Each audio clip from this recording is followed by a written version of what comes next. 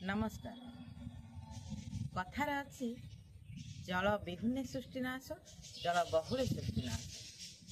एटा केवल नई बड़ीर दृश्य बा मरुडीर भयावहता विषय रचना लिखापी गोटे कथा नहीं। ये कथाटी आम जीवन गतिपथ को बदल दौथुवा गोटे कथा। 2025 मसीहार वर्षा ऋतु प्रकृतिर तांडव रूप को देखी मुहर बाहरी जाउथुवा आपे आपे बाहरी जाउथुवा कथाटी होची जल विहुने सृष्टिनाश जल बहुले सृष्टिनाश। मनुष्य प्रति मुहूर्त निजर स्वार्थ पाई प्रकृति को विकृत करिबार लगे। सहिबार गोटे सीमा अछि। तेणु प्रकृति भी केते दिन सहिब। मनुष्यर सबुदिन को प्रकृतिर मात्र केतोटी मुहूर्त दरकार। सहिबार सीमा टपी गले प्रकृति निजर तांडव रूप देखाए, जहाँकि आज आम प्रत्यक्ष भाव देखु। आखिर पलक पड़ा पूर्वर प्रकृति तार शुद्ध मूल सह हिसाब कर नौ। प्रकृतिर यही कराल रूप केबे शांत हेब सेटार किछि ठीक हिसाब आम कहि। दीर्घ केते मास हेलानी, पाखापाखि मास से 1.5 मास हेलानी उत्तर प्रदेश, हिमाचल प्रदेश, जम्मू काश्मीर, पंजाब, हरियाणा ये केतोटी राज्य भौगोलिक मानचित्र तार बदली गलानी। ये सब कथा एबे कहिबार कारण कौन? मात्र 4-5 मास तले आमे 5 जन भाई भौणी हिमाचल प्रदेश बुलिया को जाइथिलु। मोर सान भौणी चंडीगढ़ यूनिवर्सिटी रे पढुची, ता पाखकु जाई आमे बाई बस जाइथिलु हिमाचल प्रदेश। से वीडियो भी एपर्यंत मोर अपलोड हेनी, किंतु सेई जगह आ सेई रूप रे सेठी नाही। भाबिला बेल को बहुत बहुत कष्ट लागुଛି। हिमाचल प्रदेश रो कुल्लू, मनाली, सिसु ये सब जगह बुलिला बेले हमको तो लागुଥିଲା जेंति आमे स्वर्ग रे बुलुछु। स्वर्ग तो कोन आमे देखिनु, किंतु जानिचु बा सुनिचु जे जोठी किछि दुख न थाए, कष्ट न थाए, सब किछि शांति, सब किछि आनंद, सेटा ही बोधे स्वर्ग। आ सेई अनुभूति आमे सेठारे पाउथिलु। अवश्य एटा मोर सेकेंड ट्रिप मनाली जिबारे, किंतु प्रथम ट्रिप ठारू ए ट्रिप थिला अलगा। कारण प्रथम रे आमे जेतले जाइथिलु, मु 10-12 वर्ष तलर कथा कहूची, सेते बेले सेठिकार परिवेश जहा थिला 4-5 मास तलर परिवेश भी पूरा अलगा थिला। चारिआडे कुढ़ कुढ़ अलिया, पॉलिथीन जरी, बिस्कुट जरी, केक जरी, जहाँ आपण माने पाई परिबे, जहाँ आपण माने खोजी परिबे। सेठी की बुलिया को जाउथा पर्यटक माने सब सीमा टपी जाउछन्ति।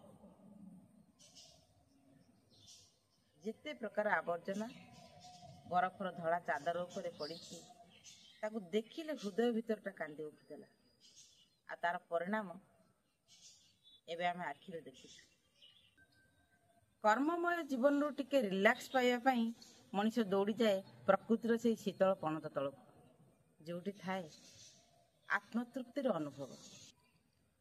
किछि दिन बा किछि मुहूर्त सेठी बितेइले सारा जीवन पई से मुहूर्त हमर अभुला स्मृति ही रही जाए।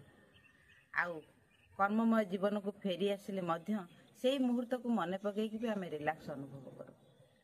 तेणु शह शह संख्यार, हजार हजार संख्यार पर्यटक दौड़ी जाती प्रकृतिर से शीतल पणत तल को बा बरफर से धड़ा चदर पाखु। किंतु प्रकृतिर से सौंदर्य को सारा जीवन पाई साइति रखिबार कौशल मनुष्य को जना नहीं। पहाड़िया अंचलर माटी को जाबुड़ी धरिबार मुख्य काम होउछि सेठारे थिबा प्राकृतिक उपाय गढ़ी उठुवा जंगल, जार चेर माटी को स्ट्रंग कर धरता है, आउ प्रकृतिर सौंदर्य को बजाय रखि था। किंतु मनीष से गछ को ही उपाड़ी दउछि।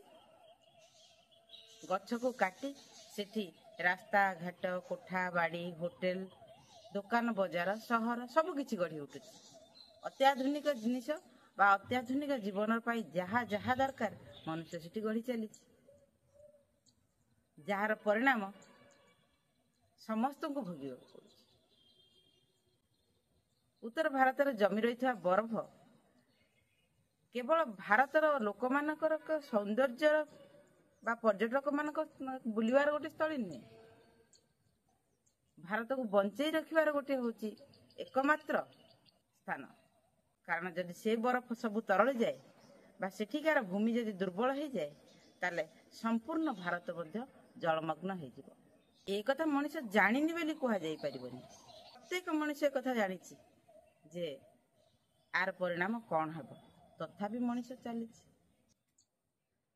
ସେଠିକି ବୁଲିବାକୁ ଯାଉଥିବା ପର୍ଯ୍ୟଟକମାନେ ଯେତିକି ଦାୟୀ, ସେଠିକାର ବାସିନ୍ଦା, ସ୍ଥାନୀୟ ବାସିନ୍ଦା ବା ସେଠି ଯେଉଁମାନେ ହୋଟେଲ ଦୋକାନ ବଜାର ସବୁ ଗଢ଼ିଛନ୍ତି ସେମାନେ ସମସ୍ତେ ସମାନ ପରିମାଣରେ ଦାୟୀ। ପ୍ରତ୍ୟେକ ଜିନିଷ କରିବାର ଗୋଟେ ଗାଇଡଲାଇନ୍ ଅଛି, କିନ୍ତୁ କେହି ସେଇ ଗାଇଡଲାଇନ୍ ମାନିବାର ତ ନାହିଁ ନା। ସମସ୍ତ ପ୍ରକାର ନିୟମକୁ ଉଲ୍ଲଂଘନ କରି ଯେତେବେଳେ ପ୍ରକୃତିର ବକ୍ଷକୁ ଆମେ ଏମିତି ବିଦାରିତ କରୁଛୁ, ତାର ପରିଣାମ ଆମେ ଆଜି ଭୋଗୁଛୁ। ବାଦଲ ଫଟା ବର୍ଷା ଯୋଗୁଁ କେତେ ଯେ ଧନଜୀବନ ନଷ୍ଟ ହୋଇଗଲା ତାର କିଛି ହିସାବ ନାହିଁ। ଆଉ ସବୁଠାରୁ ବଡ଼ କଥା ହେଲା, ଏହିସବୁ ପ୍ରାକୃତିକ ବିପର୍ଯ୍ୟୟର ପ୍ରଭାବ କେବଳ ସେତିକି ରାଜ୍ୟ ବା ସେପଟ ଉତ୍ତର ଭାରତରେ ସୀମିତ ନାହିଁ। ଏହାର ପ୍ରଭାବ ସମ୍ପୂର୍ଣ୍ଣ ଭାରତ ତଥା ସମ୍ପୂର୍ଣ୍ଣ ବିଶ୍ୱ ଉପରେ ମଧ୍ୟ ପଡ଼ୁଛି। ଏହି ଘଟଣା ବା ଏହି ପ୍ରାକୃତିକ ବିପର୍ଯ୍ୟୟ କେବଳ ଭାରତରେ ଘଟୁନି, ସମଗ୍ର ବିଶ୍ୱରେ ଏହିସବୁ ଘଟଣା ଘଟି ଚାଲିଛି। ତେଣୁ ସମଗ୍ର ବିଶ୍ୱ ଯେ ଦିନେ ସମ୍ପୂର୍ଣ୍ଣ ଜଳମଗ୍ନ ହେଇଯିବ, ଏଥିରେ କିଛି ସନ୍ଦେହ ନାହିଁ। ନେଡ଼ିଗୁଡ଼ କୌଣସି ବହି ସାରିଛି, ଆଉ କରିବାର କିଛି ଉପାୟ ହିଁ ନାହିଁ। କିନ୍ତୁ ତଥାପି ଯଦି ମନୁଷ୍ୟ ଚାହିଁବ, ପ୍ରତ୍ୟେକ ମନୁଷ୍ୟ, ପ୍ରତ୍ୟେକ ସଚେତନ ନାଗରିକ ଯଦି ଚାହିଁବେ, ହୁଏତ ପ୍ରକୃତି ତାର ରୂପକୁ ଶାନ୍ତ କରିପାରେ, ଏଇ କରାଳ ରୂପକୁ ହୁଏତ ଶାନ୍ତ କରିପାରେ। ଭଗବାନ ଏଇ ସୃଷ୍ଟିକୁ ସୃଷ୍ଟି କରିନାହାନ୍ତି ଧ୍ୱଂସ ହେବା ପାଇଁକା। ଈଶ୍ୱର ଏ ସୃଷ୍ଟିକୁ ମନୁଷ୍ୟ ହାତରେ ଟେକି ଦେଇଥିଲେ ତାର ସୌନ୍ଦର୍ଯ୍ୟକୁ ଉପଭୋଗ କରିବା ପାଇଁ, ଆଉ ତାକୁ ସବୁଦିନ ପାଇଁ ସୌନ୍ଦର୍ଯ୍ୟବୋଧ ରଖିବା ପାଇଁକା। କିନ୍ତୁ ମଣିଷ ଠିକ୍ ତାର ବିପରୀତ କାମ ହିଁ କରିଚାଲିଛି। ବିଜ୍ଞାନର ଅଗ୍ରଗତି ଯେତେ ହେଉଛି, ମନୁଷ୍ୟର ମାନବିକତା ସେତେ ତଳକୁ ତଳକୁ ଖସୁଛି। ପ୍ରକୃତିକୁ ସେ ସେତେ ନଷ୍ଟ କରିକି ଚାଲିଛି। ସୃଷ୍ଟିରେ ବଞ୍ଚି ରହିବାକୁ ହେଲେ ସୃଷ୍ଟିକୁ ବଞ୍ଚେଇ ରଖିବାକୁ ପଡ଼ିବ ନା। ଆଉ ସୃଷ୍ଟି କହିଲେ ଆମର ପ୍ରତ୍ୟେକଟି ପ୍ରାକୃତିକ ଜିନିଷକୁ ବୁଝାଉଛି। ସେ ଗଛ ଲତା ପାହାଡ଼ ପର୍ବତ ନଦୀ ଝରଣା ସବୁ କିଛି, ପ୍ରତ୍ୟେକ ପ୍ରାକୃତିକ ଜିନିଷକୁ ଯଦି ଆମେ ସୁରକ୍ଷିତ ରଖିପାରିବା, ତାହେଲେ ହୁଏତ ଆମେ ବଞ୍ଚିବା, ଆମର ପରପିଢ଼ି ମଧ୍ୟ ବଞ୍ଚିବେ। ଏମିତି ଯୁଗ ଚାଲିଛି। 100%ରୁ ମାତ୍ର 5% ଲୋକ ଏ ବାବଦରେ ସଚେତନ, ଆଉ ସେମାନେ କାର୍ଯ୍ୟରତ ମଧ୍ୟ। ନୂଆ ନୂଆ ଜଙ୍ଗଲ ସୃଷ୍ଟି କରିବା, ସୃଷ୍ଟିକୁ ବଞ୍ଚେଇ ରଖିବା ପାଇଁକା ଯଥାସମ୍ଭବ ସେମାନେ ଚେଷ୍ଟା କରୁଛନ୍ତି। କିନ୍ତୁ ତାଙ୍କୁ 95% ଯଦି ନଷ୍ଟ କରିବେ, ତାହେଲେ କେମିତି ହେବ? ବାଲାନ୍ସ କେମିତି ହେବ? ତେଣୁ ଯଦି ମୋର এই ଭିଡ଼ିଓଟି କେହି ଦେଖୁଥିବେ, ଜଣେ ହେଲେ ମଧ୍ୟ ଯଦି ନିଜ ପାଇଁ କିଛି ଗଛ ଲଗେଇ ପାରିଲେ, ତାହେଲେ ମୋର এই ଭିଡ଼ିଓଟି ଅପଲୋଡ଼ କରିବା ସାର୍ଥକ ହେବ। ଯେକୌଣସି ସ୍ଥାନରେ, ଯେକୌଣସି ଖାଲି ସ୍ଥାନରେ, କିଛି ନହେଲେ ରାସ୍ତା କଡ଼ରେ ବି ଲଗାଇ ଯତ୍ନ ନେଲେ, ଆଉ ତାକୁ ଯଦି ବଡ଼ କରିପାରିଲେ, ତାଠୁ ବଡ଼ ଅବଦାନ କିଛି ନାହିଁ। ପ୍ରତ୍ୟେକ ଦର୍ଶକଙ୍କୁ ମୋର ଏତିକି ଅନୁରୋଧ, ଆମକୁ ବଞ୍ଚିବାକୁ ହେଲେ ଗଛ ଲଗାଇବାକୁ ହିଁ ପଡ଼ିବ। ହୁଏତ ସମୟ ଆମ ହାତରେ ନାହିଁ, ତଥାପି ଆମେ ଚେଷ୍ଟା ଛାଡ଼ିବାନି। ଈଶ୍ୱରଙ୍କ ଉପରେ ଭରସା ରଖି ଆମକୁ ଗଛଟିଏ ଲଗାଇବାକୁ ପଡ଼ିବ, ତାର ଯତ୍ନ ନେବାକୁ ପଡ଼ିବ, ଆଉ ତାକୁ ବଡ଼ କରିବାକୁ ପଡ଼ିବ। ଗଛ ନ ରହିଲେ ସୃଷ୍ଟି ରହିବ ନାହିଁ। ଏବେ ତ ଅନ୍ତତଃ ବର୍ଷା ଦିନ ଚାଲିଛି, ବେଶୀ ଯତ୍ନ ବି ନେବାକୁ ପଡ଼ିବନି ଗଛ ପାଇଁ। ତେଣୁ ରାସ୍ତା କଡ଼ରେ ଗଛଟିଏ ଲଗାନ୍ତୁ, ଆଉ ସୃଷ୍ଟିକୁ ବଞ୍ଚେଇ ରଖିବା ପାଇଁ, ଆମ ଜୀବନକୁ ବଞ୍ଚେଇ ରଖିବା ପାଇଁ ଆମକୁ ଟିକେ କଷ୍ଟ କରିବାକୁ ପଡ଼ିବ। କିଛି ଇନଫର୍ମେସନ୍ ଦେବାକୁ ଚାହୁଁନି, ମୋ ହୃଦୟର କଥା ମୁଁ କହୁଛି। ମୁଁ ତ ମୋ ତରଫରୁ ଯଥେଷ୍ଟ ଚେଷ୍ଟା କରୁଛି, ଯେତିକି ମୋ ଦ୍ୱାରା ସମ୍ଭବ ରାସ୍ତା କଡ଼ରେ ଗଛ ମୁଁ ଲଗେଇବା ପାଇଁକା ସବୁବେଳେ ଆଗ୍ରହ ପ୍ରକାଶ କରେ।